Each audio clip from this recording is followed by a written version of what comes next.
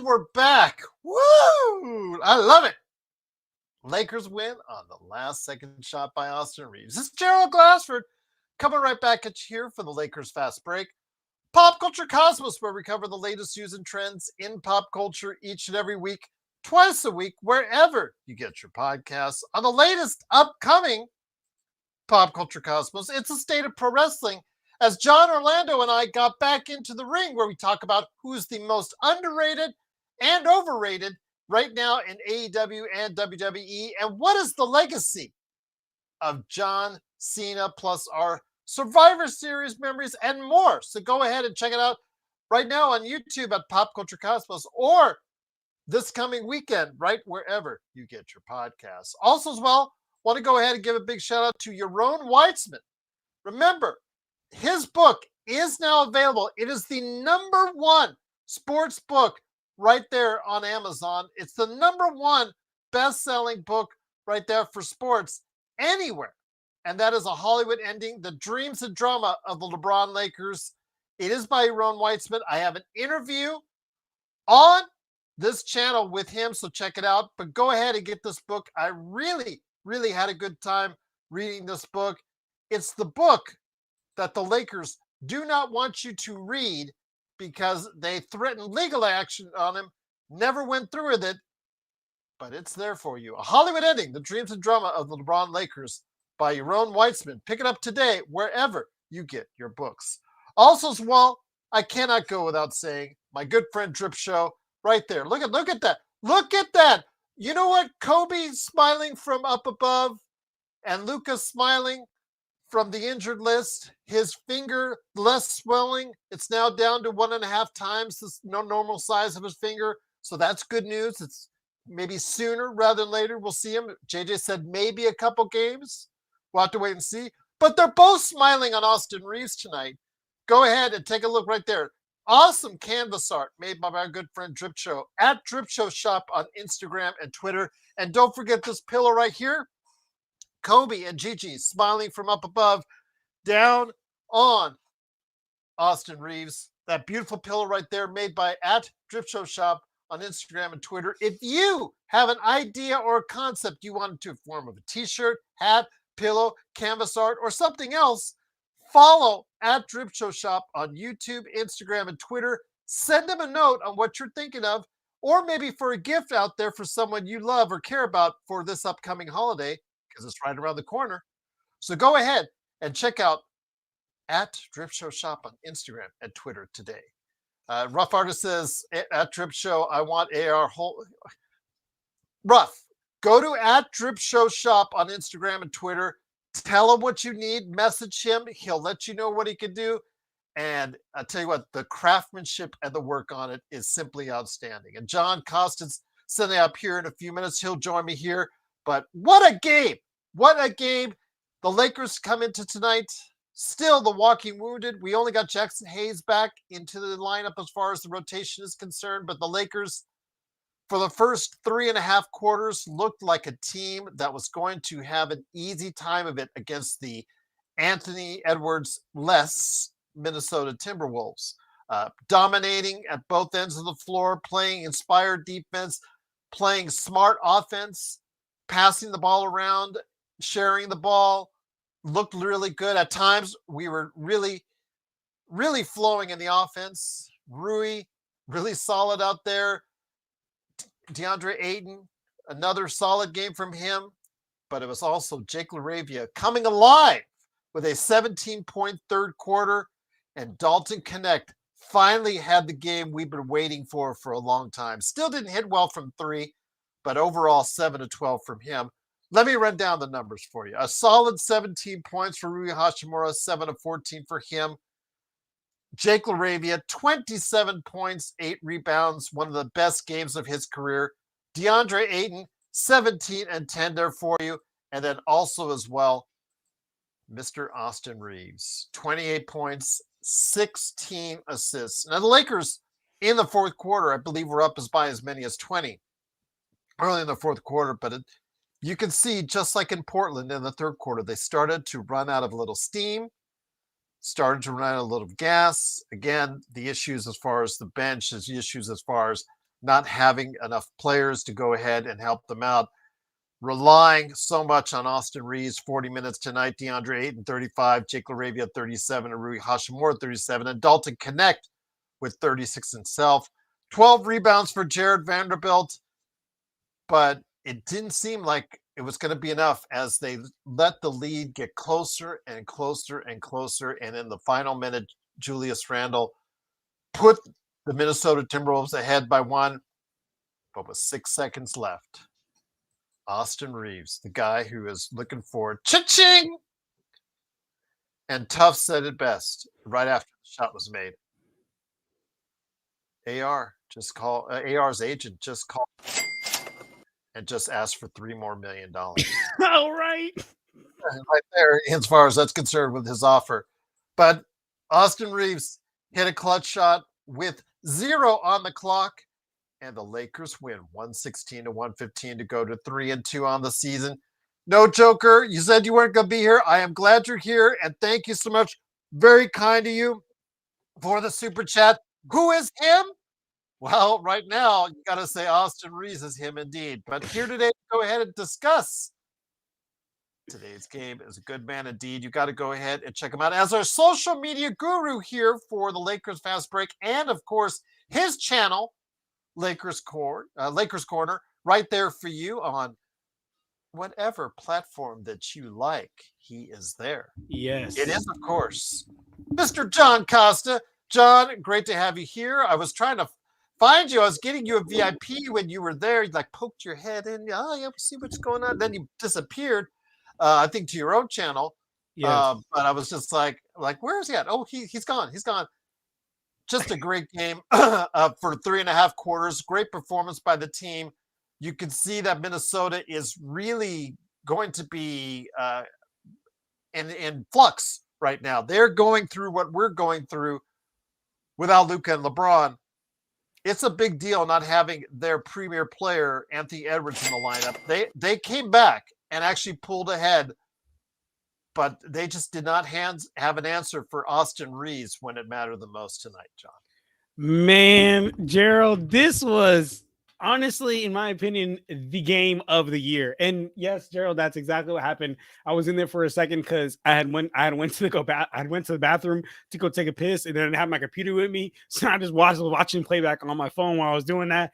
But then I came back, I was back on my playback. But anyway, Gerald, oh my goodness, talk about the game of the year, Gerald. Game of the year, right? We see the best performance from Jake. Where has this Jake been? Like, not even just making shots wise, confidence wise. Where has this Jake been? Nowhere to be found, right? They said you hated him on playback. And I said, well, they said I hated him. Yes. I mean, I'll be honest. Look, I even told you, Gerald, I had a conversation with you. I went on my week 1 show, right? And I was talking about, look, I understand and I see the vision as to why we brought in Marcus Smart. I understand. I see the vision as to why we brought in DeAndre Ayton. I don't see the vision as to why we brought in Jake. Besides that's Austin Reaves' boy. But if this how you could play Jake, because see, look, I'm not even talking about the fact of like, oh, he had a big game. He had this in him, but I'm talking about the way he was playing. The way he was playing this game versus the way he's been playing the last 2 games is just 2 totally different players. We're talking about confidence-wise. We're talking about him putting the ball on the ground. We're talking about him shooting confidently. We weren't seeing any of this. So, man, if this is what Jake's on, then I understand why we're bringing him. Now, I know he's not going to give us this every night, but if he can just play this confident every night, shoot this confident, put the ball on the ground. You see that Euro step he had to the hoop? He beat somebody baseline, Euro step, and then finished. I was like, Jake, you weren't even shooting off the dribble jumper in the last 2 games. Now you're Euro stepping through the lane. Yeah.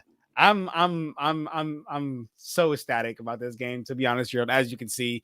And like how Intel Wild said, man, it's getting hard to not give Austin Reaves what he wants. It really is. It really is, Gerald.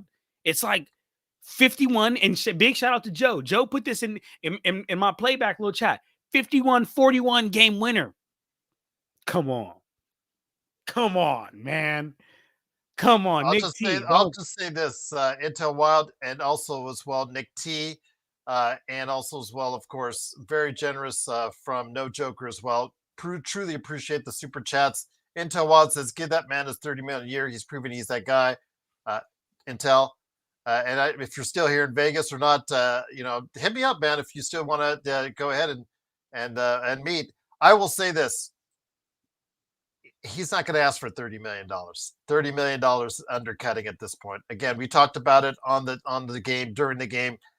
If I was his agent, at this rate, if it continues that way, even if LeBron and Luka come back, you can see what he does as the man or the head of your team, and what he does as the leader of your team when he's forced in those type of situations.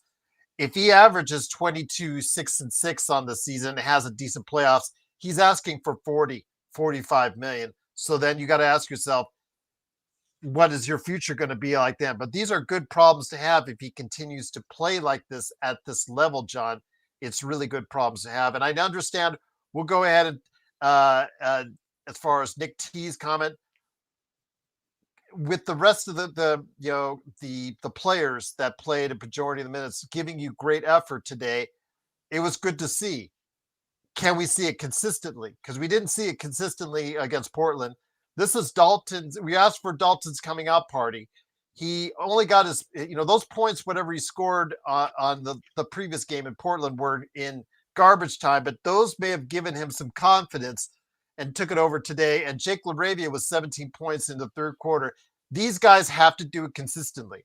It's this one game. Let's focus on this game. This is one game, and it's a great effort by the rest of his Austin's teammates as well. Absolutely. But again, this team's depth should still scare you, because if they don't start doing this every single game, it could be a problem for the Lakers. But today, they gave it to you. Vanderbilt rebounded and played pretty good defense. Dalton played the best defense he's ever played in any NBA game with 2 block shots, and also outside of the three-pointers. He knew he wasn't hitting. He knew he still can't hit from three-point line, so he found other ways to score the basketball, which is very pleasing to see. And then, of course, Jake's coming out party today. The question is, John, can they continue to provide the kind of depth and the kind of quality bench play that this team sorely needs? It was one of the worst benches in the league last year. It has to turn around if the Lakers are going to go anywhere this season. It absolutely does have to turn around, Gerald. And just want to say what's up to everybody here in the chat. The first time I had to come on the mic, it was a hot mic. I had to just talk. It was craziness. So let me say what's up to everybody here in the chat. I seen Sports Baby say what's up, and Nick T and everybody, Serge. Good to see everybody. Appreciate everybody being here. But anyway, Gerald, yeah, I mean we are going to need a bench. And that's what I'm saying, right? So like, and Bronny only gave us 4 minutes tonight, which is a big bonus. which is a bonus. Which is the less, the better. Yes. Which is there you go, Martin. That was for you, my friend. And big shout out to Mark. Mark is my dog. Mark, you need to come on here, Mark. I haven't seen you in way too long. Come on, man. I know it's his work day, so today is his Thursday. So work day. Okay, all good, Mark. Yeah. But man, no, Gerald, to your point, right? We absolutely are going to need a bench. And of course, we can't expect Jake to go for what? I think he finished with 27 tonight, right? We can't expect Jake to finish with 27. No, but I said 12 a day. If he can average 12. That's exactly what I'm going to say, right? If Dalton can average 10, if these guys can just, instead of the close to 20 points a game, 22, 23 points a game that they averaged, or 25, whatever they averaged last year, if they can get you closer to 35, 40, those are the kind of things that really lift and help a team.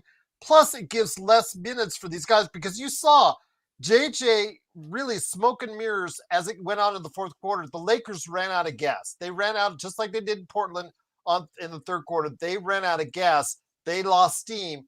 Minnesota came back because they did not have the energy. And JJ, smoke and mirrors, did not have many options. Now, should he have spaced his times out? You could criticize or go after JJ for whatever you want as far as they're concerned. But again, he just doesn't have a whole lot of options. But today, they found it from the 6 guys that played the majority of the minutes today. I'm hoping they can build on this in the future. As Intel Wild said in the super chat again, Austin did have 16 assists as well. He hopefully I will see you when you come back in February, my friend of Vegas. But yes, a great game by Austin. It wasn't they didn't need the 40 points today from Austin. They needed a leader today, and that's what they got. Yeah, and that's how you can define a good player from a great player. You know what your team needs on that certain night. If your team needs you to make more, make. If your team needs you to just go score and carry with a load of 51 and 41, like how he was doing, go do that. But if you need to be that leader, he was doing that. And he was instilling confidence in his guys. 16 assists, and then also want to highlight somebody's comment here. Exo Ishan or something like that. I don't know how to pronounce his name, but AR is the hillbilly version of SGA now.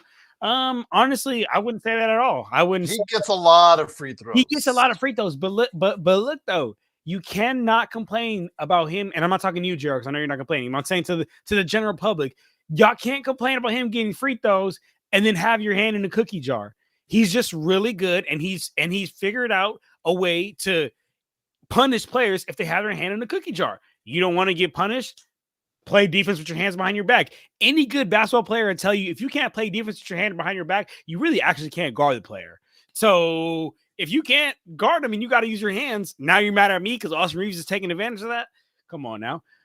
So I disagree with that comment. But just wanted to go ahead and add that right there. He does a large portion of his points will come from the free throw line. SGA, same thing. Harden, Trae Young. A lot of these guys that really know how to work the system until the refs figure out another way to, or just let things go a little bit more. Maybe again, as I talked about on NBA Observations with Caleb Ponce earlier this week, right now, like we did last season, we're seeing a lot of these guys, the scoring is up and a lot of these guys are getting a ton of free throws. In January, I believe it was, the refs, they got together during an off period and they decided that they would go ahead and let a little bit more go. So some of these guys that were feasting on it couldn't do as much. So we will probably see regression to the mean a little bit when it comes to these free throws. I don't know when that will be this season, but there will be sometime this season where they will say, hey, they're just getting too many free guys like Reaves and SGA when are getting too many free throws, and they're going to probably curtail on that a little bit. But until that point comes, and Luka as well, we're just taking advantage of it. And I think that he has become a very crafty player, and 30 million might be a bargain if you're able to sign him for that. Intel Wild, appreciate the super chat as well. Look at daddy and daughter right there for you. AD must have gotten hurt tonight, only played 7 minutes and 4 points. He came in today with Achilles tendonitis. Let me go ahead and I'll let you go. He's hugging his daughter tonight.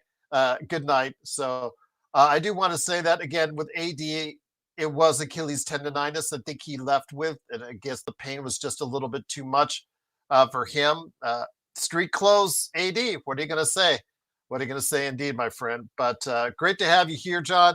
Once again, the Lakers, they win 116-115. They're now 3-2 on the season. John, I said this because we got the news earlier today from JJ Redick that Luka, his finger is now no longer 2 times the normal size. It is now down to 1.5.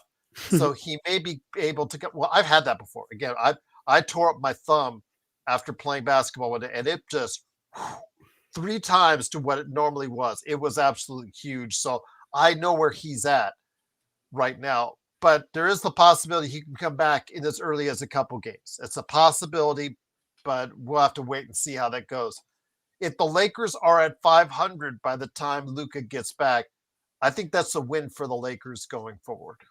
Absolutely, man. If we can give Luka a team that's 500, I think that exceeds our expectations, or at least it exceeds my expectations. So, 100%. If we can be at 500 and get Luka back, we're in great position. We are in great position, which is another reason as to why it's hard to now look for what I guess even to have the thought of getting rid of a Reaves, right? Like even have a thought, like if it wasn't for Reaves, Gerald, we would not have won these games. 51-41 game winner, right? So to even think of the thought of not having a player like that there is like, damn. And I know, in a trade, you're bringing back somebody else, but I say this all the time when I talk about like Reaves with trades. It's like I just don't see too many players around the league because I think the value he actually has is not what his trade value is perceived around the league. And it might start getting there if he keeps playing like this.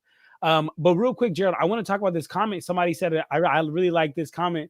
I see where it is. I miss where it is now. But somebody said, is it crazy to think Reaves is better than Manu Ginobili, or am I just having recency bias? That's actually a really good question. I'll be honest. That's a really good question.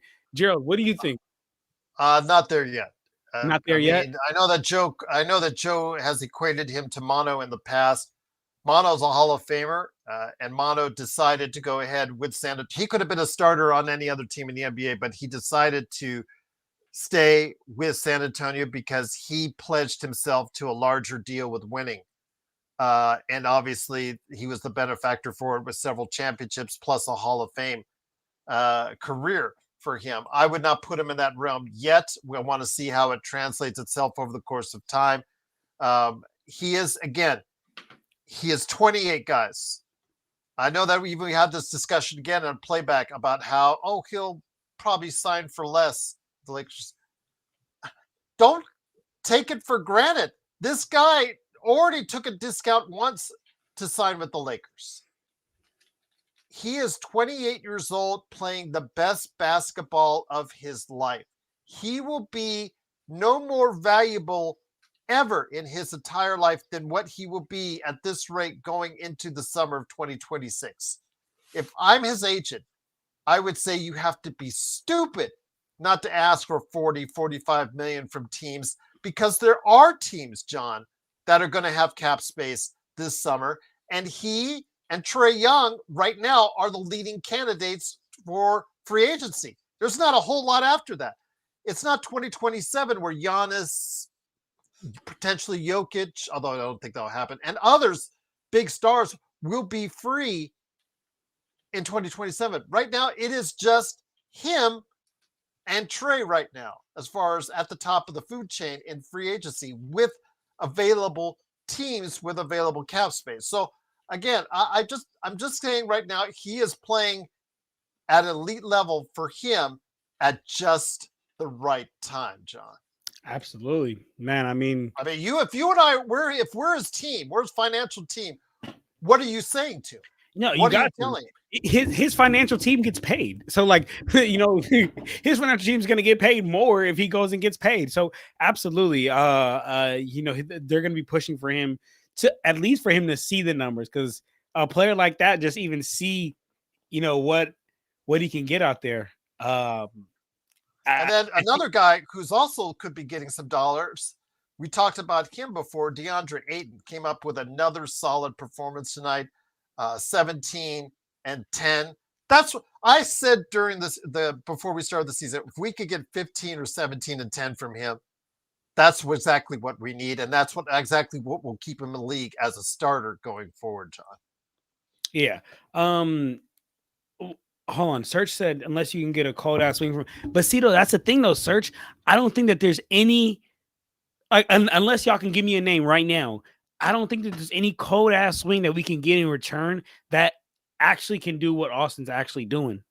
To be honest with you, hey, there he is with the dope ass jacket. I love that jacket, dude. I need to give me one of those. I've been telling myself I'm gonna order one of those, and I ain't did it. I need to do it. I got to rep for my Atlanta Dreams. Come on, man. Come on. I gotta. And the Lakers give Austin $40 million and still get a 2. That's the thing. That's what you have to ask yourself, Vari. I mean, there's a lot of questions because it's a good problem to have because, John and Legend, you have a player playing at such a elite level for himself, and it's coming at the right time for him, but it doesn't make the job for Rob Pelinka to build a team around Luka any easier by doing so, John, unless you're figuring him in the long term as your long-term solution to play alongside Luka, John.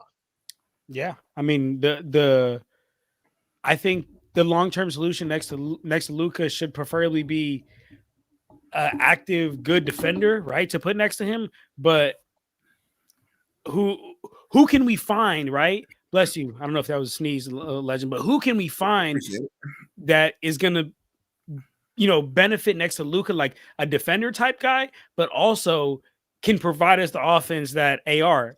I'll tell you who. Nobody. Like, unless we're going to find somebody, unless we get an unrealistic trade or unrealistic, player back. But I want to let Legend get his thoughts off here. Talk to us, Legend. How you feeling? Also here today, good man indeed. It is Legend from I Got Next Sports Media. Great to have you here, my friend. Your thoughts on today's game? I mean, from an outsider's perspective, someone who's not a Lakers fan, but gives us always great insight. What do you see as far as him playing at this level right now? I mean, you have also a situation with your team in Atlanta that is similar, because you've got Trae Young that also could be available as a free agent. What do you see from Austin Reaves right now? He's playing, he's stepping up, he's taking over the mantle, he's leading the ship right now. And I give him a lot of credit. He could have sat here and struggled, but he sat there and said, you know what, Luka, LeBron, I got it. Take your time. Y'all follow my lead. And he's been doing it. And you got to give him a lot of credit. Now, just do that in the playoff, though. That's all I ask now. Just do it when it matters a little bit more. But he's doing what you need right now. And you got to give him that much credit. He's playing like a man who wants to get paid this offseason. He is playing like a man that wants to get paid. Indeed, my friend, you said it best right there. And it's going to be hard at this rate. Even when LeBron and Luka come back, if he's still averaging 22 to 24 and getting you 22, 23, 6 and 6, those are great numbers that I think a lot of people would be very impressed with indeed. But also here today, good man indeed. I know he did not have the best of days as the Dodgers lose and now are heading back to Toronto, down 3-2. But I'm hoping that they'll still be able to pull it out. It is Joe Soro who got uplifted by the last second shot with Austin Reaves. You said you were on Lakers Corner on playback when you were watching it. Your thoughts on Austin Reaves? We all knew the ball was going to him. The fact that he got it done without having to go ahead to win at the foul line was truly quite impressive. LaRavia's inbound, the moment he bounced past it and it got to Reaves, it immediately gave me a good feeling. It was the first inbound pass that I can remember where it actually went fundamentally well. And then Deandre Ayton set a perfect pick, and Austin pounced on Gobert, shifting to the right. So you're going to probably see awful, what's his name, point that out in his next video. Awful coaching, yeah. Hilarious. I mean, Gobert, I know if he was ever a Laker, he'd be the doghouse guy for Laker fans, because the things that guy does absolutely would frustrate the Pope. So as soon as AR got room, I'm like, before he even shot it, I go, game over. Now, obviously, I wasn't live anywhere. If you had seen me live, I literally said this game is over. He's going to float it. It's going to go in. So watching the game, I ended up watching the game because I couldn't stand watching the Dodger game after about 5 innings. Started watching the game and just enjoyed Lake Show 90s basketball is what that was tonight. They played their rear ends off. And I've been really starting to really try to train myself into not being negative over everything in terms of players. There are some players that I don't want in there, obviously, but those are the drastic areas. But I was very, very happy that Dalton Knecht wasn't hitting shots yet. He hit 6 or 7 inside the 3 area. Yeah. To me, he's that still not shows working from the outside, but that he made the decision to go and take the ball to the basket more often was really good, Joe. Yes, it was. That to me is the first sign of basketball IQ.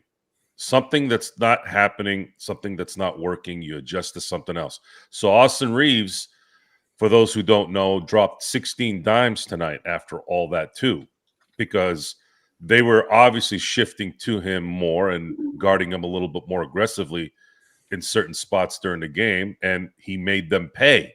And Rui hit shots. LaRavia hit shots. Now, LaRavia is someone that this is not something that just this isn't something because he had a good game tonight. LaRavia was a wild card X factor before the season even started. Someone had mentioned this. I can't take credit for it. I think it might have been Empire Jeff and then somebody else as well. They had mentioned getting someone like LaRavia at this time, you might luck in that he goes to the next level at the perfect time for you. Was it you? Okay, so Gerald Glassford called that one. Gerald Glassford said LaRavia would may be an acquisition that lines up right as he kind of takes the next step. And it's not just the shots. By the way, he missed one shot tonight. He hit 12. He took 12, by the way. That, I know it's weird to say this, but that bounce pass on the inbound was perfect. I know it sounds kind of weird to say that, but I hadn't seen an inbound pass that smooth in so long. And it took Mr. LaRavia, I was calling him three Ravia. I know it's a tongue twister, but it's easier to type it. But he may be that guy where over the next 20, 30, 50 games where he starts to get into his zone, and it might be the right timing for him to do well. Now, Austin, I've been begging. I gave him a couple more weeks, even though I wanted to give him really a month, maybe even 2 months, because at this point, with the money he's making, who gives a crap, right? Like, it's not worth really trading him unless it's in a package for someone really talented. Come on, Dalton, got to get this thing going, man. If you can just play just a little bit, just make a couple shots a game, man, this year. It will help. He will take some time to maybe get to that point. Austin is phenomenal. And the benefit in this, I'm trying not to look at the future right now in terms of the summer. Forget about the money right now. Okay, he's going to get paid. He's going to get paid either way. And I'm going to let Mark Walter and the Guggenheims decide on how they approach that. I think they're going to re-sign him regardless. I just don't know for how much yet. We won't know until the end of the year because the playoff play is going to make a difference. But what we can depend on in the regular season is that Austin needs to take a lot of minutes away from LeBron. He's got to do – this has shown that he can do this. Please – use this moment to lessen LeBron's load. Austin's got all the motivation. You can see it. And thank God Deandre Ayton's coming into his own as well. And then if you got the LaRavias and the Knechts doing what they're doing, and props to Nick Smith, by the way, man, he held the fort as much as he could. He had some really good shots in there that actually, even the nice plays at the free, to get him to the free throw line, those are really, really good. Really good basketball for a two-way guy. The team played well. The team was playing their rear ends off. Playing in Minnesota is always a weird place to play. It's not a really fun place to be in, and it's definitely not a fun place to be in this late. Okay, Minnesota should have never been in the Western Conference, but circumstances said that was the only way it was going to work back when they were an expansion team in '88. But playing Minnesota on the road on a normal time is dumb. You're playing 3 hours. Is it 2 hours or 3? I always forget Minnesota. I think it's 3. Is it 3? Yeah, 3. So Are they on EST? No, I think it's 2. Is it? I think it's 2. Is it 2? Okay, so they started playing at 8:30. Well, technically 8:42, and that always kind of throws things off, especially when Minnesota has a good team. So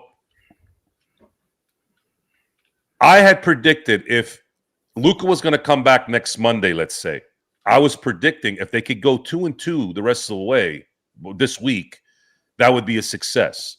I thought they were going to win, and I thought they were going to beat Portland at home, and I thought they'd lose this game. So they kind of flip-flopped that. And then now they're going to play Memphis on Friday. So, again, that if they lose it, then it kind of goes in with what I was hoping it would be. But maybe they bring what they brought tonight and win that game too. But I was very, very proud of them, and I've been trying to. Again, I'm trying not to be. Today was a terrible. This last 2 days were terrible in terms of sports, other than the Lakers, because I thought for sure they were going to take at least one of these two games in LA with the Dodgers, and then have Yamamoto in Game 6. It's not. They're I think they're juiced out. I think their offense is gone, and I don't think it's going to show up. They may be able to eke away a win in Game 6 if Yamamoto has a Game 2 performance, but the problem is Game 7. How do you win Game 7 with all the momentum really on their side? And Glasnow is not known to be a guy that's going to go beyond 6 really, and their bullpen is an absolute disaster. They cannot. I don't know what happened. I don't know how the hell they did what they did in Game 3, but I'm not expecting them to be anywhere near that here the rest of the way. And that's what it's been the last 2 days. Joe. I'm sorry about that, brother. But I'm sure you had a good time when that game went to like 18 innings and you guys won. So I lost at least a month of life. I wasted my life on that game. Honestly, I'm sure you did, right? Because you stayed up so late. No, it's my heart. Oh, your heart. My heartbeat. Okay. Yeah, I don't stress. Maybe there's a balancing of it because I don't really stress in my normal life. Mm-hmm. I get my stresses from sports. I don't get my stress from life. So maybe there's a balance there. But I was pissed at myself. Why? Because what the hell am I doing killing myself over a stupid game? Yeah, and it's baseball. It's not like it's basketball. Baseball is the worst sport to do it in because it's so random. Yeah, fuck. In basketball, you don't. When Kobe would get the ball, when Michael would get the ball, when LeBron would get the ball, it's like those guys aren't playing every 9 at bats or pitching every 5 days. Michael, give the ball to Mike, and then because I've been hearing a lot of Shohei Ohtani and Tiger Woods and I've been hearing a lot of Michael Jordan, Tiger Woods, Babe Ruth. Obviously, no one saw him play really. But Michael Jordan, Tiger Woods, and Tom Brady, that's what it's been, right? And I have to remind people, I go, with Tiger and Michael, they don't leave the court or the course. Brady, when he lost 3 of his Super Bowls, he was not on the field. So, that's even in football, a little bit, you can neutralize even the greatest of all time. Because if he's not on the field, you can neutralize him, right? In baseball, it's even worse. Like if you only have one chance every 9 at bats, you have one chance every 3 or 4, every 3 innings, really. So it's hard to kind of put somebody, even though they're great in that category. But I don't know. There's weirder things that have happened in baseball. I saw 2 series in a short amount of time where I saw every road team win a game.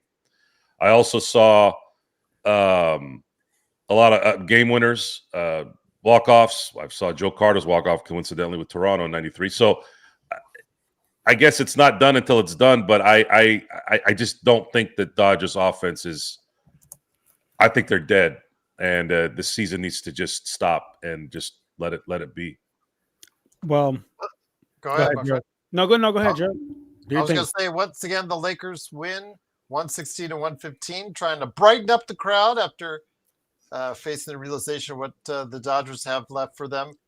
John, before I get it over to Legend to talk about the Timberwolves from their side of the aspect without having Anthony Edwards in there, I wanted to ask about your thoughts on J.J. Redick, because, again, that's 2 games in a row where they faded really hard because the Lakers – in the third quarter against Portland, that was it. They faded halfway through the third quarter, and that was all she wrote for there.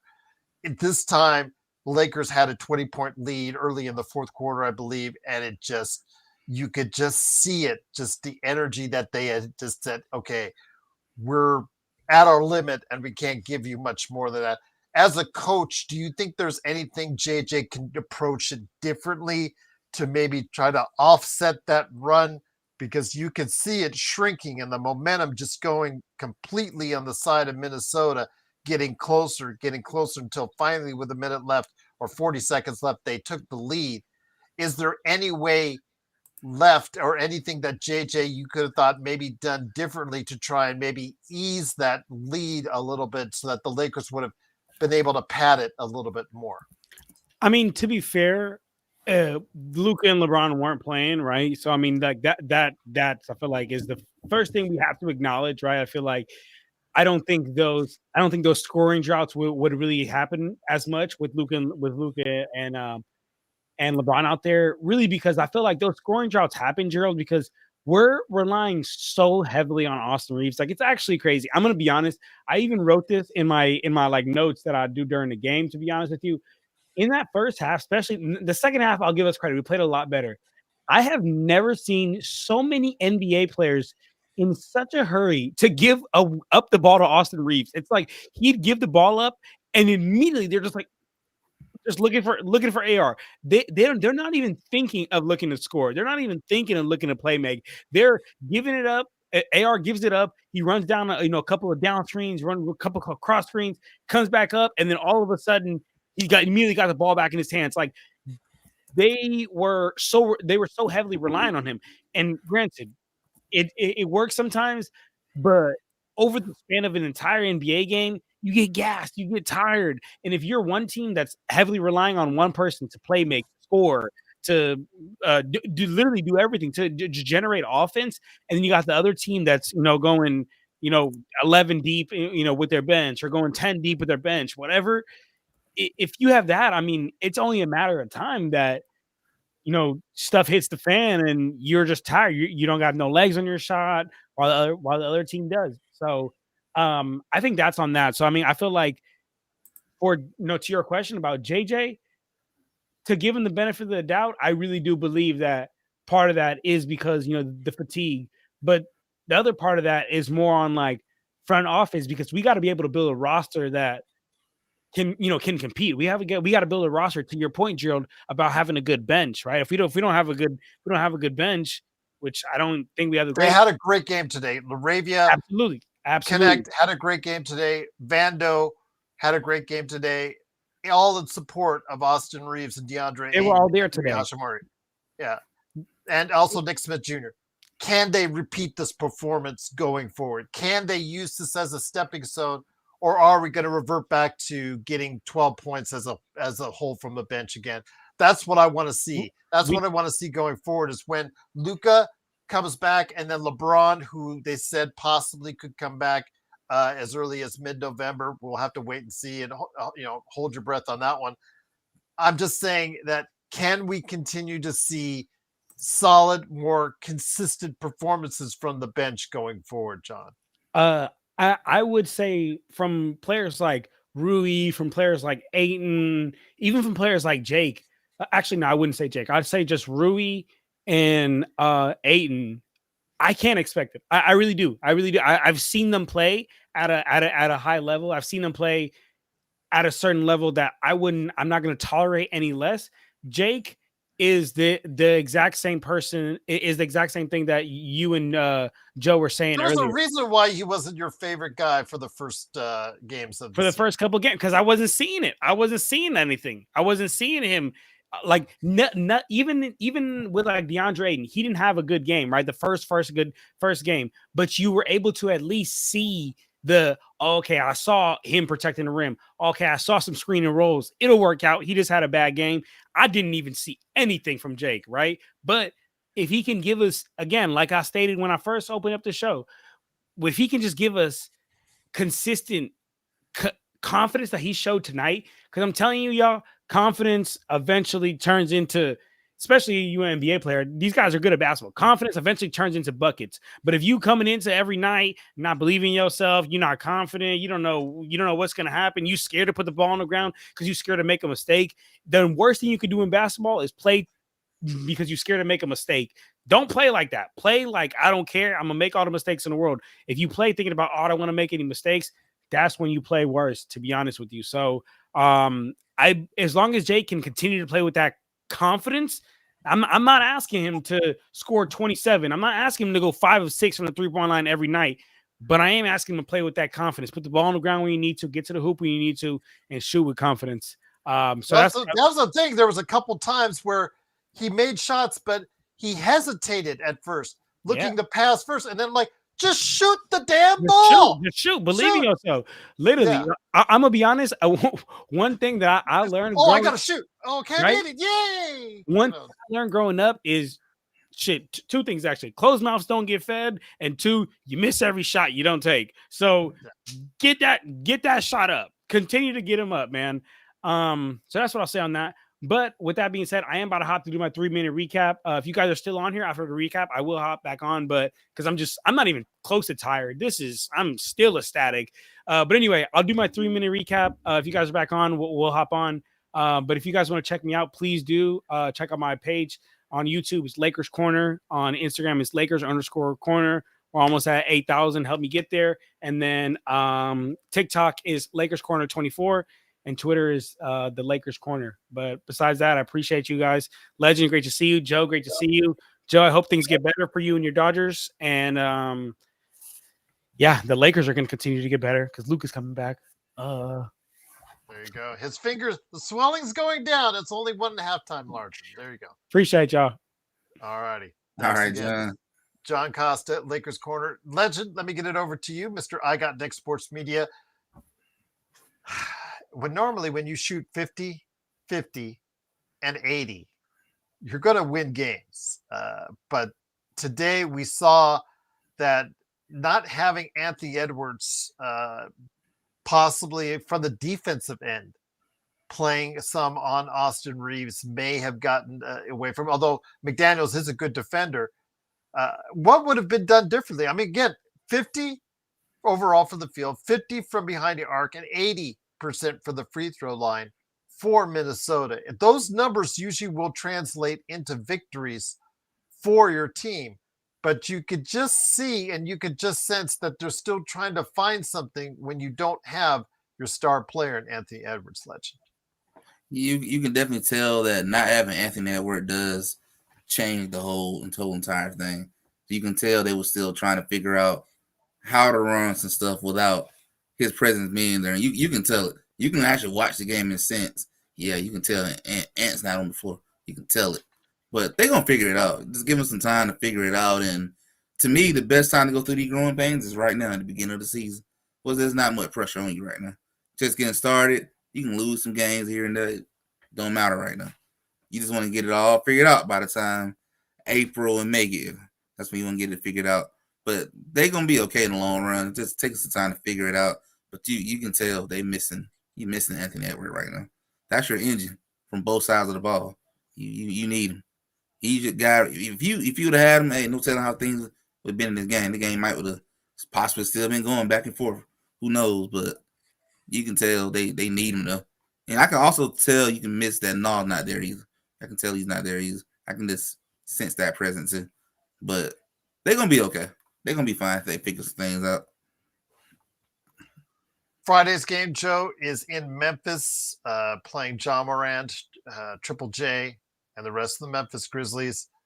The thing is, we've seen great performance after great performance from Austin Reaves, with Luka out of the lineup, with LeBron out of the lineup, and with the other Lakers out of the lineup. It just, what can they do when these guys come back? How can they sustain this kind of momentum and great play from Austin? What do they need to do to keep his confidence at this level, even if you're not going to get 40 or 50 or 28 and 16 like you did today?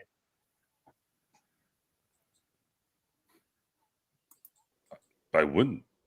I would use what this guy's doing because it's going to help both Luka and LeBron, especially LeBron.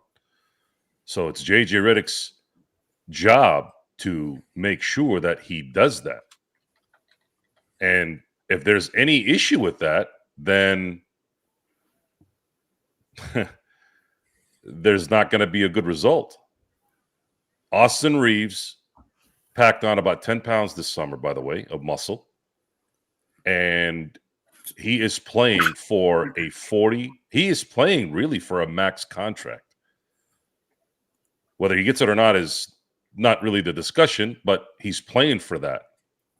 And he is teetering in that mid-30 and to the 40 number at this point.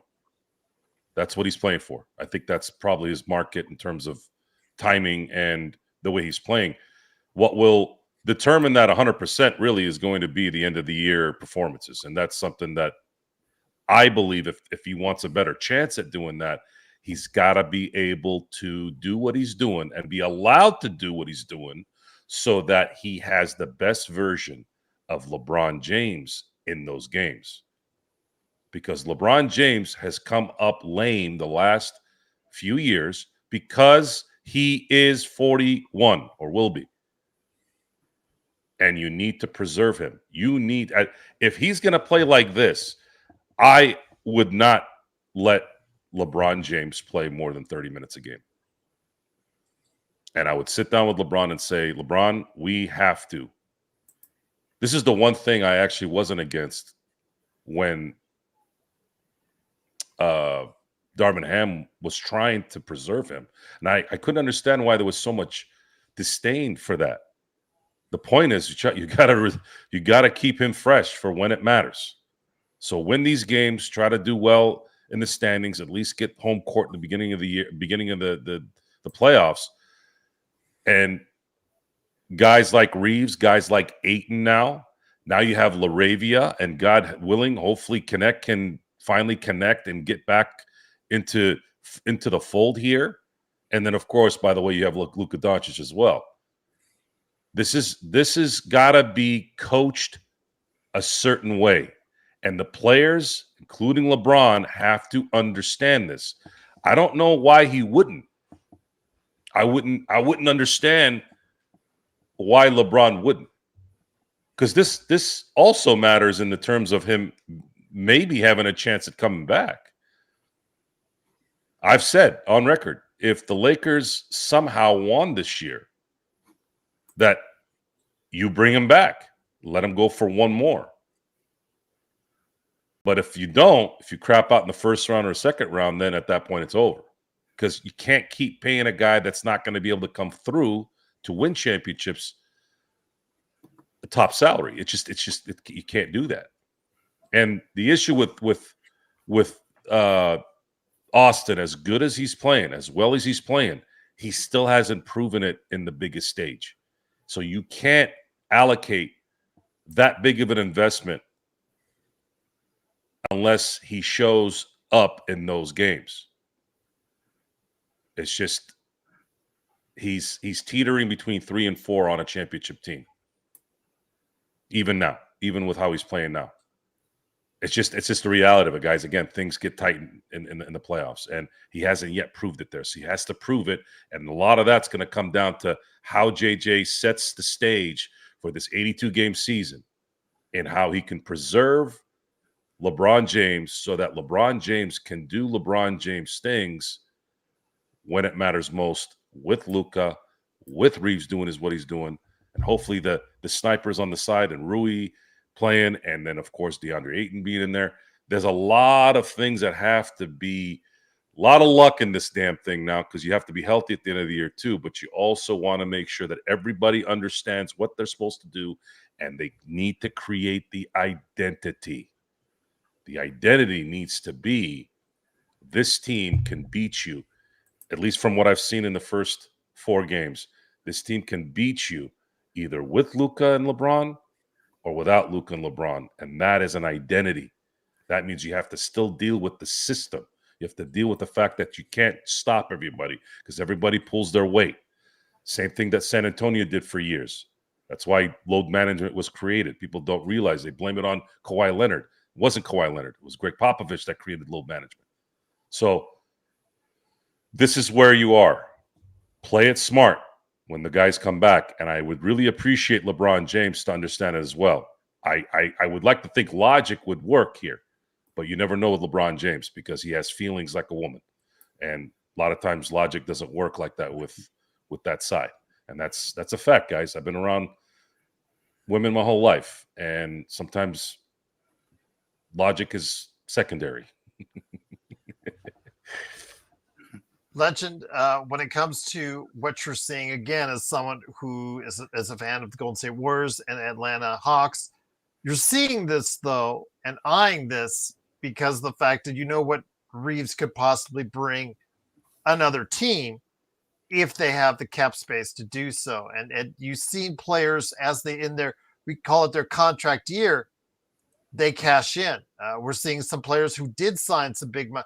Like you're having an issue right now with a certain Dyson Daniels who did cash in and has not decided to join the Atlanta Hawks for this season currently, because I don't know who that is as far as in your starting lineup, but that certainly isn't the Dyson Daniels that I have known and seen for what's going on.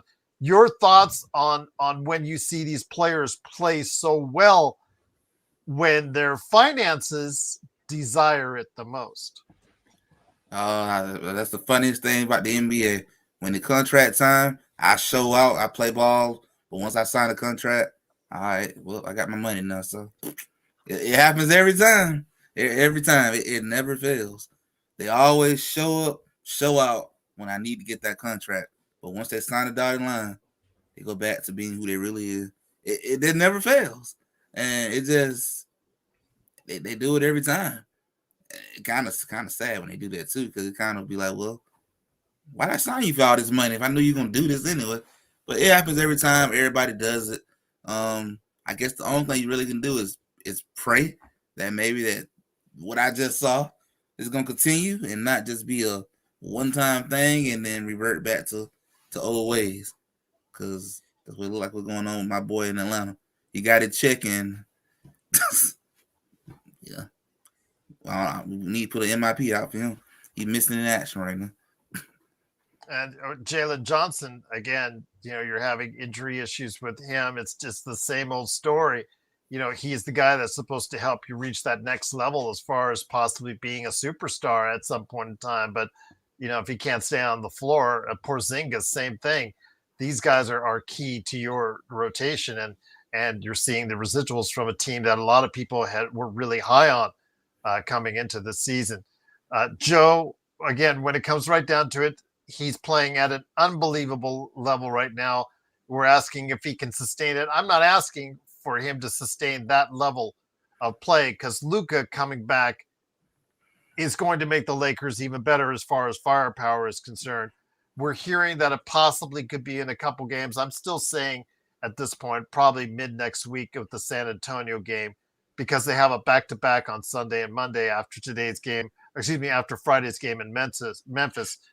It could be sooner, but just the fact that Luka is around the corner, it gives the Lakers fans some hope as long as the Lakers stay right around 500 by the time he comes back. That should be a big boost once he does come back, because then you'll probably have Marcus Smart back there too. Take advantage of what you've seen.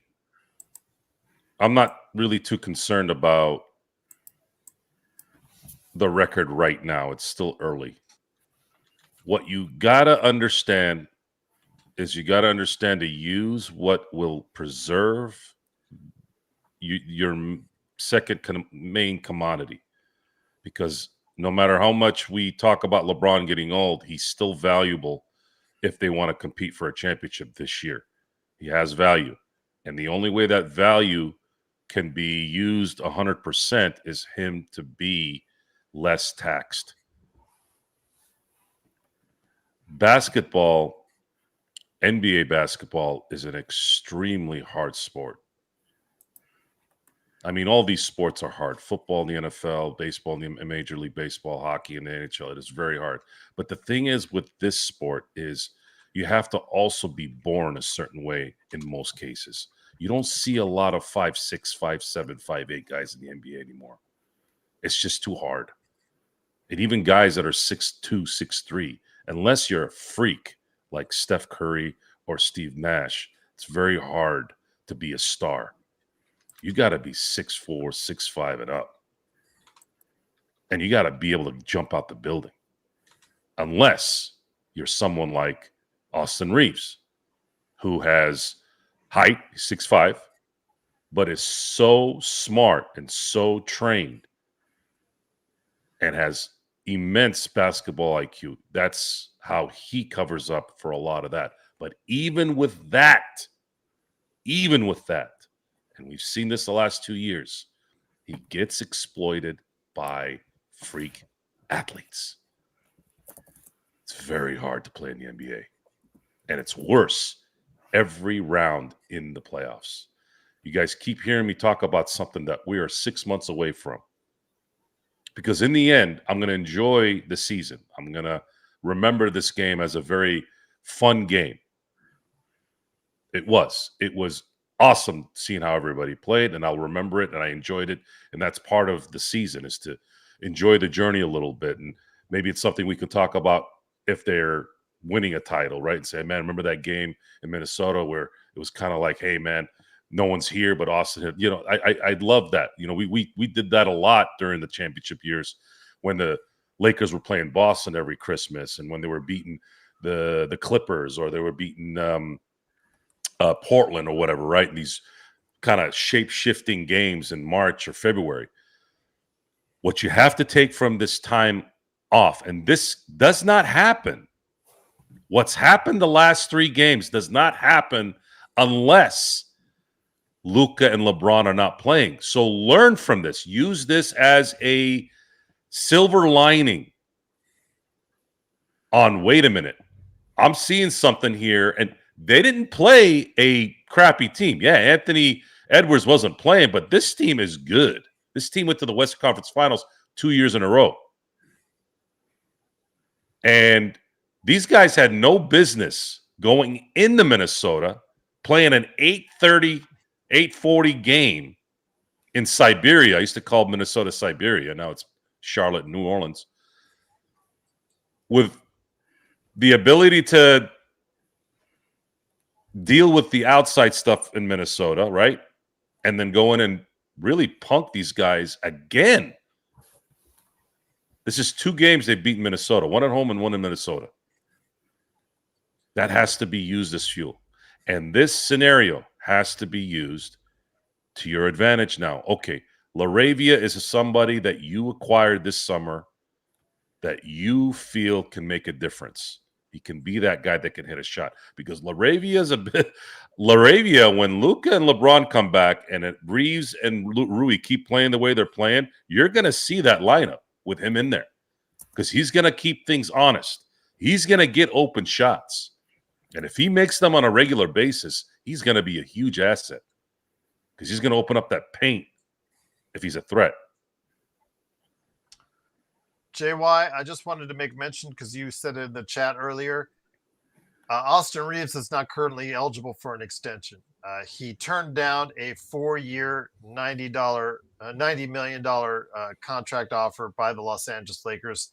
So in doing so, he is not eligible to receive another extension offer for the rest of the season. Now, remind you, he can become a free agent and most likely will opt out of the final year on his contract to become a free agent in the summer of 2026. But as of now, he is not currently eligible for an extension. Now, if he decided to opt in, he would probably be once again eligible for an extension. But yeah, as of now, for this rest of the season, he is not eligible for an extension. So you can't offer one him right now. So that is the clarification on that, because I know there's some incorrect information that you were provided right after that. But yeah, they cannot provide him with an extension offer right now. So I ask you, Legend, what do? I mean, with Trey, it's a little different, yet the same, because he's also could be a free agent at the end of the season, but they still have, I think, they haven't offered him an extension in Atlanta, period. So he still has an option if the team wishes to go ahead and do so. It's going to be interesting. Do they look at replacing Trey with an Austin Reaves? Is that a possibility that has come up? I know that Austin Reaves' name is now popping up at certain points in the league. We talked about on playback how Washington may have up to $100 million of free cap space this summer. And the first place they might look to start is getting a player like Austin Reaves. your thoughts on if Atlanta might lean themselves away from a Trae Young and decide to move into an Austin Reaves or someone else instead. I wouldn't be surprised if they decide to look into it. I think what the Hawks are really going to do is look at how this season plays out and probably going to make that decision before the playoff even begin to know if you're going to continue the Trae Young era or kind of get ready to move beyond it. So I think that's what they're going to probably do, play this thing out first and then make that decision. But I would at least say it is best to just make the trade if that's what you're going to do instead of losing for nothing. Same thing I would say with Austin Reaves. If you talk to him and, I don't know, say if he'd be like, I can make $110 million if I go to Washington or whatever. If you feel like you know you're not going to be able to match it, go on and trade him. Don't lose him for nothing. So I feel like even for the Lakers, they're going to do the same with my Hawks. You're going to probably have to have that conversation, at least by the trade deadline point, and see what you're finna do. It's better than losing for nothing and then make it even worse. You lost a good player for nothing. So I think that's something you just got to do. By December and January, you got to have that conversation and see where you're going to go so you don't lose them for nothing. I think that's the biggest thing that would hurt any franchise. To lose a Trae Young or Austin Reaves for absolutely nothing would be devastating. That would be a disaster. Joe, and let me bring it here to you again. Lakers win 116-115. They're now 3-2 on the season. Again, their next game is on Friday against Memphis. So go ahead and join us on playback, and then afterwards, the world famous postgame. Rui Hachimura, kind of a little bit different story. Okay, we have seen him in the teens consistently, Joe. 15, 16, 17, in and around that area. But with Luka out, I think we were hoping he would step up a little bit more and give you something more. Today, again, it didn't matter. He gave us just enough because Jake LaRavia and Dalton Knecht picked up the slack for today. But are you surprised Rui has not taken maybe a larger step in the offense or been, like in multiple 20-point games or at least or something like that you have seen? Because I mean, it's been okay for Rui. It's just the thing is, when you have Luka and LeBron out, sometimes you need more than just okay. You need those players to take that next step and help you out a little bit more than what maybe they're giving you. It's worked out so far for the Lakers, but just wanted to note your thoughts on Rui so far. But I don't really. Rui has a similar game than like Dalton Knecht, LaRavia, and Rui kind of all have the same build and the same game to some degree, not completely, but they have. There's no balance. The balance is off when you don't have the regulars in there. And when you look at, let's say, when LeBron and Luka come back, you have LeBron who can play the 4. I think Rui can play the 3. Reeves is going to play the 2, and then Luka's the 1, and then DeAndre is the 5. You guys know how I feel about this. I would have preferred to have Reeves play off the bench with Marcus Smart at the 2 because it balanced things out. But Rui is better as a 3 with those guys versus playing with other 3s like Dalton Knecht and LaRavia. I think it's too imbalanced. But Rui is who he is. He's going to give you what he's going to give you, and that's it.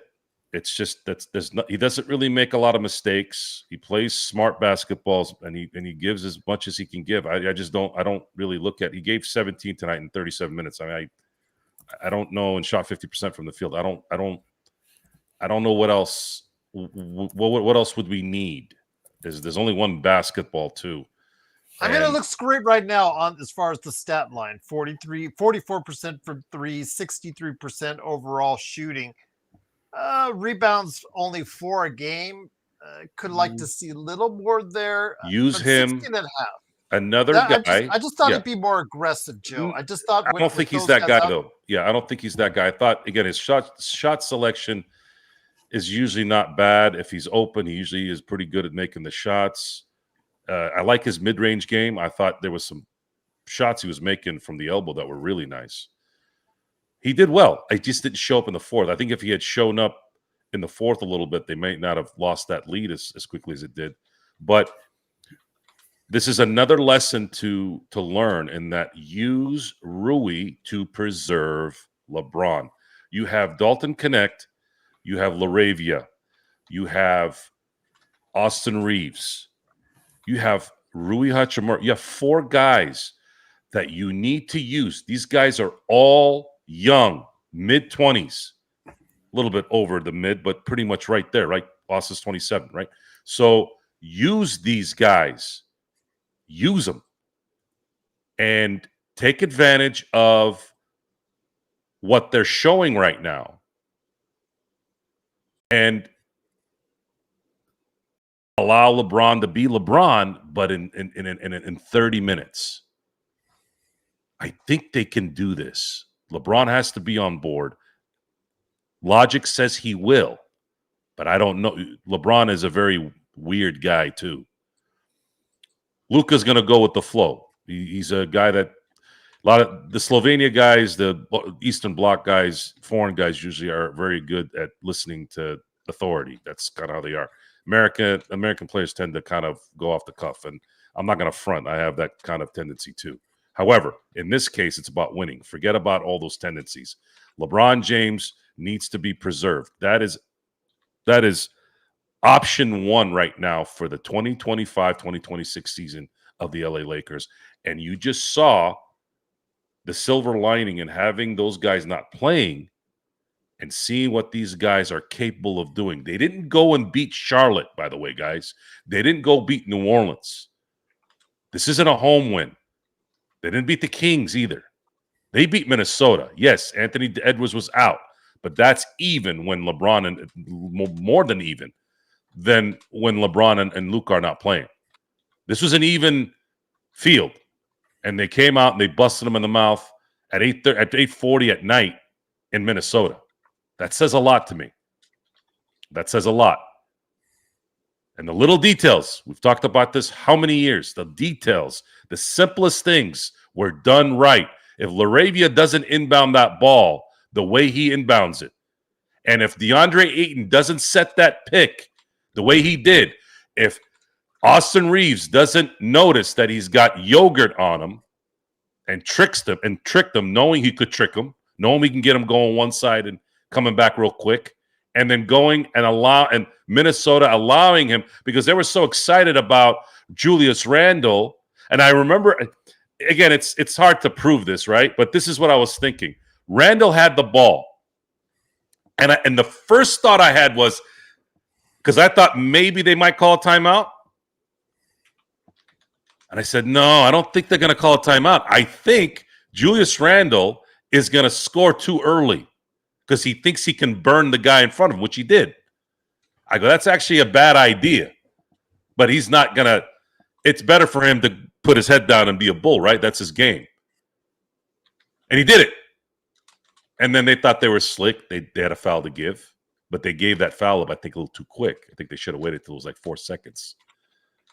So it was like little things like that. You know, it's funny when we talk about the little things, those things all matter in a game this close. Talent this close. So you build all that stuff, all those details, all those little things, and it came out to what? It came out to now you have the perfect bounce pass. I should say the perfect release with Reaves to be open. LaRavia bounce pass right into Reaves' hands.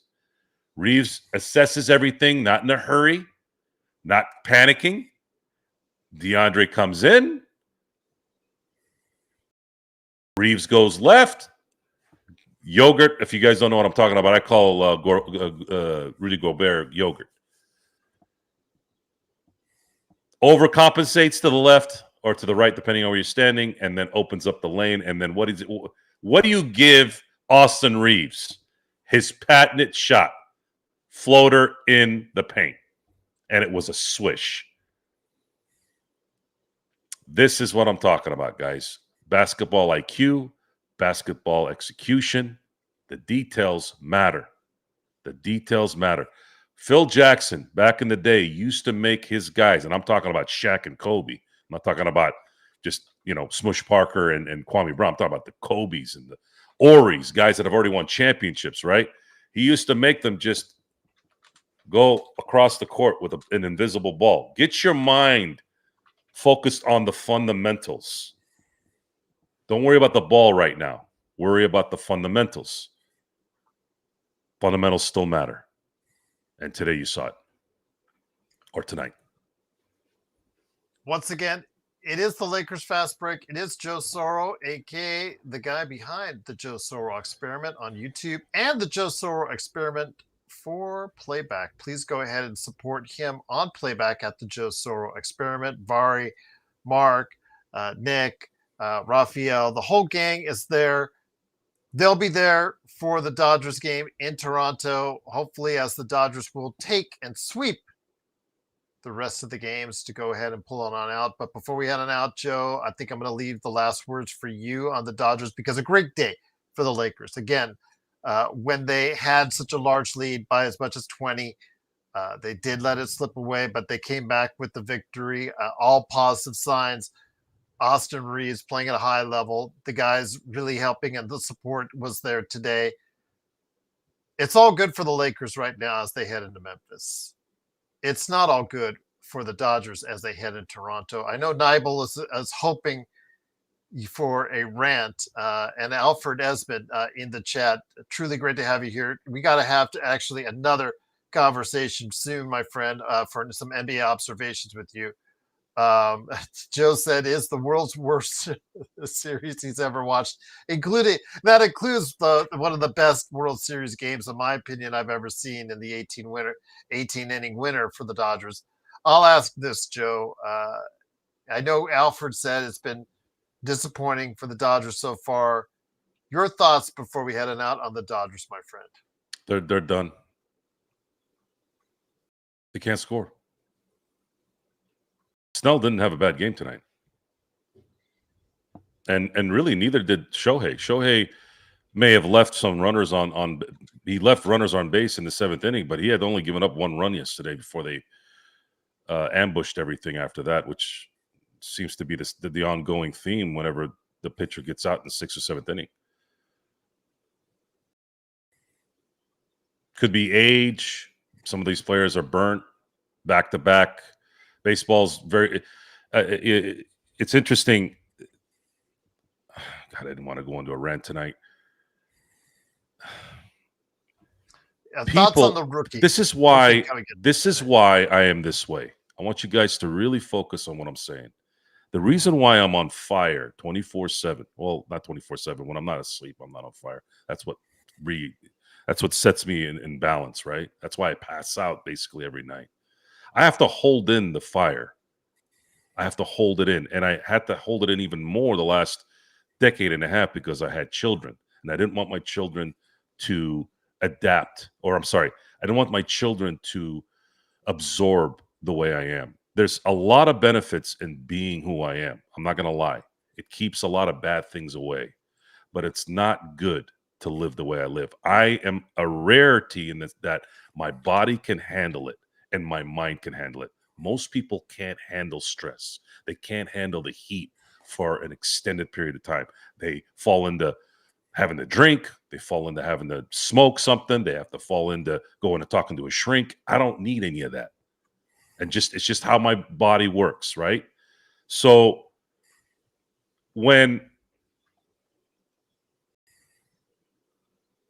I get pissed off at people at how stupid they are, it's not because I'm reacting to what they're saying. I'm trying to explain to that person or persons that you talk out of your ass and you don't get called out for it enough. And most people don't, because most people don't really want confrontation. It's easy online because the cowards are behind the computer. They're behind the mic. They're behind the phone. And there's not enough. Mike Tyson's quote is always the one I use. None of you have gotten punched in the mouth for saying some of the shit that you're saying in hiding. And it's been made easier with social media, right? So that's really what it is. And in the end, ranting, entertainment has some entertainment value to it, obviously. And I enjoy doing it sometimes, and sometimes I don't. I have done shows even recently where I do the rant and I hate it. I don't even listen to the show. I don't even want to listen to my own voice sometimes because even I get irritated by myself. But in the end, it's done me better than it hasn't. So anyways, the Dodgers right now seem to be cooked. They seem to be the comparison I have in my the first thing that popped in my head is they looked like the 1991 Detroit Pistons when they were about to get beat by the Bulls. They're just taxed. And winning, and this is the button on this, these asshole idiot morons, when they see something and they say, oh, well, it's because they've spent all this money. If you knew anything about baseball and you weren't a fucking idiot, okay, you would know that this is the one sport that's actually got more parity than any sport, more than football. And football has an official hard cap. It's not a pseudo hard cap like it is in the NBA now. Hockey's hockey. They don't really have as much money to do things like all the other sports. Stupid loser mentality. Stupid, I mean, just pathetic, ignorant, moron idiots. Look what you're seeing right now with the Dodgers. This is why you don't have a repeat champion, at least for right now, for the last 25 years. No matter if it's 300 million, no matter if it's 100 million, baseball is tough and it wears you out. So shut the hell up about money. Most of the champions the last 25 years, most of them, go look at it, were in the 6, 8, 12, 4, 2. I think there was only like 5 teams since 2000 where it was the number 1 payroll. The Dodgers were the number 3 payroll last year when they won, by the way. Toronto's a 5 payroll. Are you going to bitch and whine about that if they win? So it's a lesson to you wanted to rant a little bit? Here, that's my rant. They're running out of gas. It finally caught up to them. And they're going to have to dig deep. Because the problem now is, even if Yamamoto pitches a gem and they win Game 6, they have to go into Game 7 with Tyler Glasnow. And Glasnow can only go 6. He's not going to go 8 and 9. He's only going to go 6. What are you going to do in the next 3 innings, especially when you're not hitting? So blame Roberts all you want. Blame Friedman. I think if you blame Roberts and you blame Friedman, I don't think you're really understanding what's been going on. This is not on Roberts and this is not on Friedman. Friedman did everything possible in the offseason to have this team fully equipped. He did not pencil in, whether it's analytics or not, that Mookie Betts would go 2 for 400, that Pajes would go 2 for 50, that Muncy would go 1 for 80, that Edman would be swinging at nothing all game. Every single player other than maybe Ohtani and Freddie Freeman have hit. And even those guys have been neutralized because no one's helping them. There's no pressure to pitch to Ohtani in the last 2 games because they know the other guys can't hit.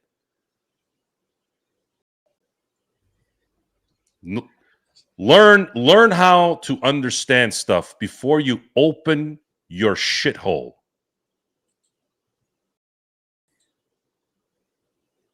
So we'll leave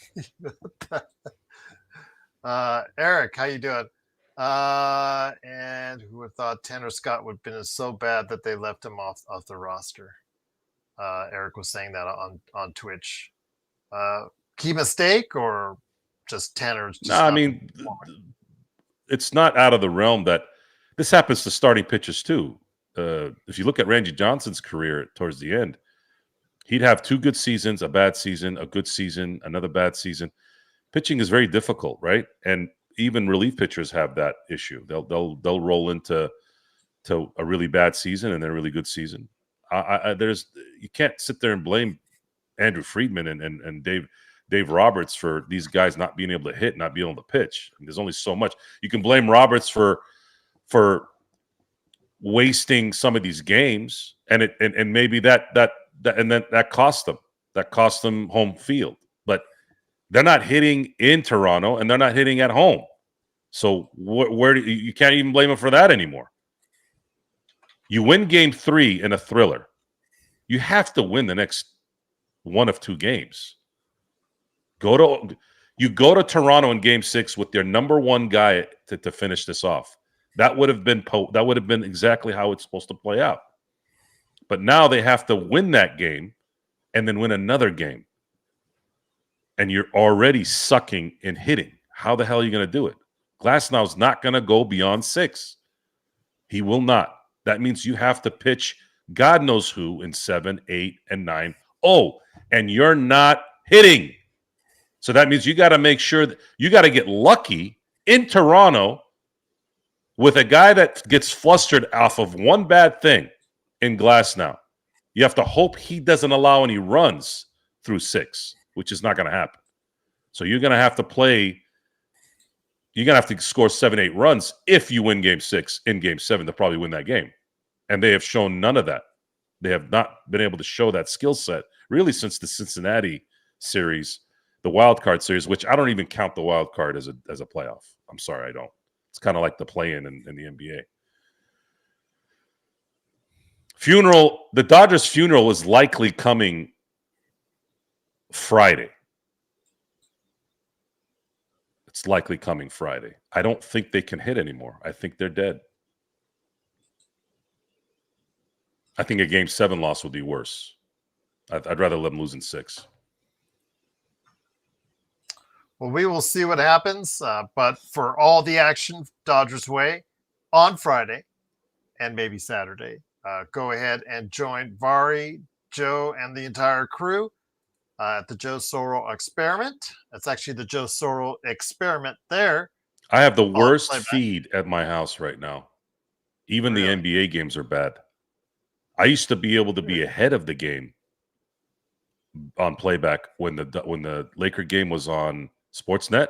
It would be behind on TNT, and I think a lot of that has to do with the fact that they try to get ahead of it a little bit on the major channels because they want to be able to stop maybe cursing or whatever. But I can't watch on playback half the time because they're 40, 50 seconds ahead, and I cannot keep looking at my phone all like for another 3 hours. I can't do it anymore. I can't. I'm on my phone all day doing business. I can't do it watching sports as well. So I have to pick my battles on that. But we'll pick the battles for the Lakers, and their next battle is in Memphis, coming up on Friday as well. So while you're watching the game, as far as the World Series on the Joe Sorrell Experiment channel, go ahead and make sure you hop on over to the Lakers on Friday as well. It's going to be an Amazon game, guys, just to let you know. If you're out and about, it will be on Amazon Prime. Otherwise, try to catch it with us on playback.tv. I'll be in Arizona the whole weekend. I don't know if I'll be on the show at any time. I doubt it because it's Halloween night and we're going to be out, but I'll chime in on the chat. What are you going as for Halloween? No idea. I'm going to find out tomorrow when I get there. Okay. Your Rob Pelinka mask, though, is the stuff of legend. Yes. Do you still have it in the drawer? I got rid of the picture, but I can reprint it. I know what picture it was. It was a picture that Lakers ball had in one of their gifts that I blew up. I mean, it's online too. The only difference is in the gift there's a mouth speaking. So I always thought it was a funny gif. But if you guys remember on the Wayback Machine for us, yes, one I have Halloween been the Punisher. Sorry, Gerald. Kurt, I've been the Punisher before. Maybe I'll bring it back. Maybe that might work. I don't know what I'm going to do if I'm going to do anything on Halloween. I've done the clown before twice. You guys said John Wayne Gacy, and I think I lost all interest in doing another clown. Even though I still have the wig and stuff over here. Pogo the clown? You would Pogo the clown? No, you guys called me John Wayne Gacy, and I just think, you know what? I think I'm done dressing like a clown. Yeah, it's like, I don't know if it was Kurt that said it, but somebody said it in the chat. I was like, I'm done. I watched. There was a few years back they were showing all the Dahmer and Gacy stuff on Netflix, and I watched a 5-part series of that whole process. It's mind-boggling to me how long that piece of shit lasted without getting destroyed. And it goes to show you, man, that it was that perfect time around the shift of society, I think, right around that 70s time after Vietnam. It's just weird that it all started happening right around that. Like, that was also the Ted Bundy time and all that. Yeah, and I couldn't figure. It's a sad story about all that stuff. How I couldn't figure out how no one could identify the smells. That's the thing that just killed me about the Dahmer and Gacy stories. How do you not be able to know the smell of death and not say something? Did I ever tell you that the incident when I went back home? I was going to a bar in my hometown. So Turlock, California is a dairy town, or at least it was. So it's a small town. It's only got like 100,000 people in it, right? Maybe, not even that. I think it's like 80. It used to be 14 when my parents moved there when I was 2. So we get out of the car. We're parked kind of maybe a block away from a place called Staley's in Turlock. It's like one of the bars that people like to go to over there because it's a small town. I got out of the car and I'm like, and I'm used to smells in that town because of the cows, right? Yeah. I'm like, what the hell's that smell? This is like 15 years ago. Might have been longer, maybe 18 years ago, right? And I'm walking towards Staley's, and it gets worse. It keeps getting worse and worse and worse. And I'm like, you guys smell that? What is that? We go in the bar, and I'm like, what the is in here? And everybody in the bar, it's this hallway of a bar. And I'm like, everybody's drinking, having a good time. What did they?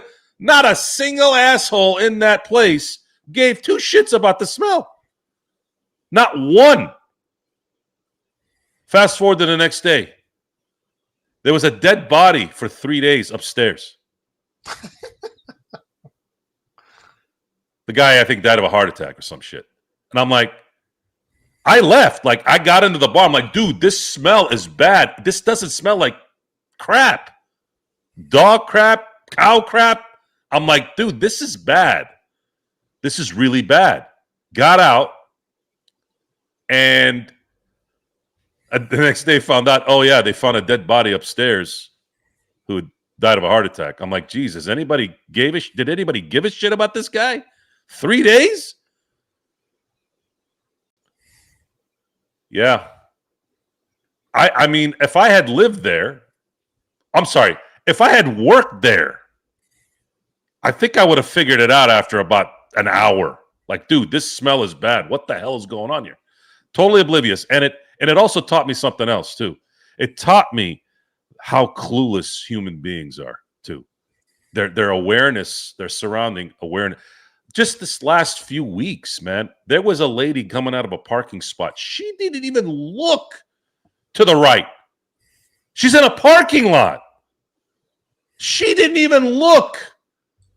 And I'm like sitting there, I'm like, this dumb idiot, if I was driving fast right now, I would T-bone her. She'd be flying over there.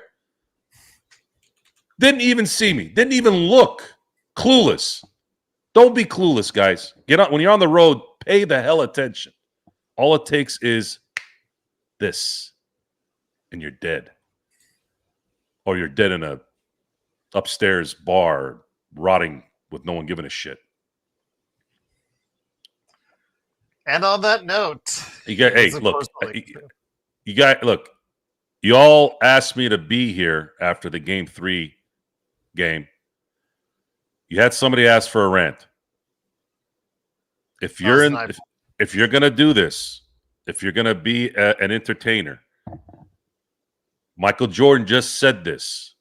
He just said it. I played all 82 games because I wanted to shut up that guy up there, or I wanted to show the other guy that was cheering for me that one time that he might be at that game. I wanted to show him how good it was.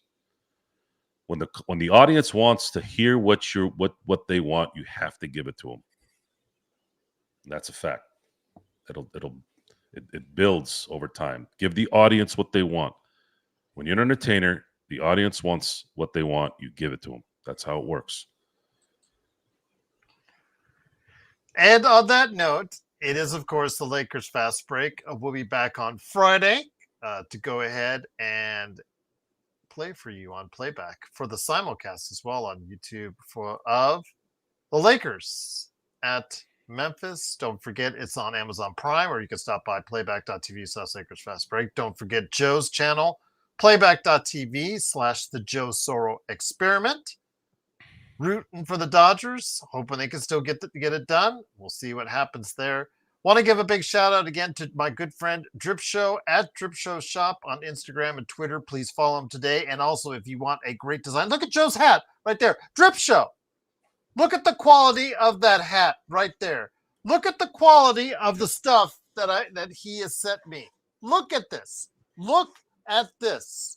Absolutely exquisite. And if you want something like that as a holiday gift, or if you know someone that would like that, as far as maybe a Taylor Swift, a K-pop fan, or something, just some type of, Joe, he doesn't do just Lakers and Dodgers. He gets requests to do a whole bunch of stuff. Forget about the merch. Forget about merch. Chris is one of the coolest people ever. And I've only known him for like one day in terms of being with him together, like in person.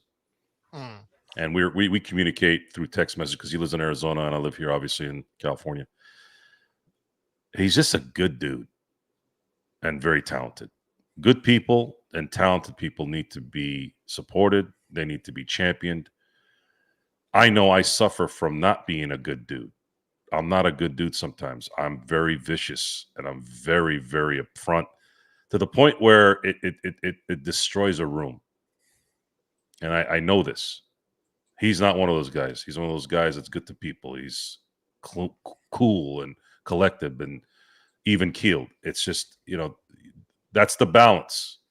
That's the balance in the world. That when you have people like that, those people need to be protected and supported and told that you are the reason why things will always be okay. And that's a fact. Also, as well, don't forget, I finished this book. It's a tremendous book, especially behind the scenes of the Los Angeles Lakers. All the stuff that Joe and I have ranted on for years, it gets put out there in all of its glory. This is the book that the Lakers don't want you to read. They threatened at one time legal action on Yaron Weitzman. I have a great interview on the channel with him, but don't forget his book, which is the #1 sports selling book right now on Amazon, and right there, the New York Times bestseller list right there for sports books. A Hollywood Ending, The Dreams and Drama of the LeBron Lakers right there for you. Really good book indeed. So for Joe Soro, it's Gerald Glassford. Thanks again for watching, listening. Truly appreciate it. Don't also forget that on Friday, I'll be dropping a new episode of the Pop Culture Cosmos as well, where we're covering the state of pro wrestling. Looking forward to showing that to you guys as well. Or if you want to take a sneak peek, it's right away for you right now on Pop Culture Cosmos on YouTube. Joe Soro, Gerald Glassford, thanks again for watching, listening. We'll be back on Friday on playback and also as well on YouTube right here for the Dodgers and the Lakers right here at the Lakers Fast Break Podcast.